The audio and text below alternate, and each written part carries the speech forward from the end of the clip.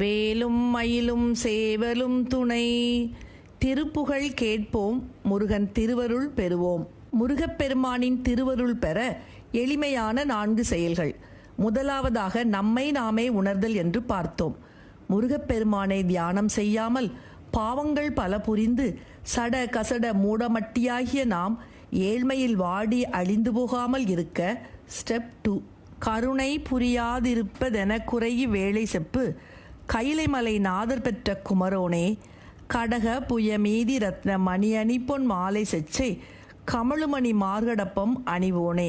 கைலைமலை நாதர் பெற்ற குமரோனே, கைலைமலை நாதர் சிவபெருமானின் அருட்குழந்தையாகிய குமரா, கடக புய மீதி வீரக் கடகம் அணிந்த உனது புஜத்தின் மற்ற இடங்களில் ரத்ன மணியணி பொன் மாலை செச்சை கமழுமணி மார்கடப்பம் அணிவோனே. ரத்னாபரணம், தங்கமாலை, வெட்சிப்பூமாலை, வாசனை நிறைந்த கடம்ப மாலை இவைகளை அணிந்தவனே, கருணை புரியாதிருப்பதென குறையி வேலை செப்பு.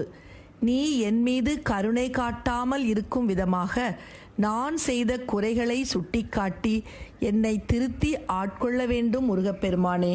இவ்வாறாக முதல் செயலில் நம்மை நாமே உணர்ந்து நமது பிழைகளை அறிந்தபின், இரண்டாவதாக பிழை பொறுத்து நல்வழிப்படுத்தி ஆட்கொள்ள பழனி ஆண்டவனை செந்தில்நாதனை வேண்டுவோம். கருணை புரியாதிருப்ப என குறையி வேலை செப்பு. கைலை மலை நாதர் பெற்ற குமரோனே, கருணை புரியாதிருப்பதென்ன குறையி வேலை செப்பு. கைலை மலை நாதர் பெற்ற குமரோனே, கடகபுய மீதி ரத்ன மணியணி பொன்மாலை சிச்சை கமழும் மணி மார்கடப்ப அணிவோனே.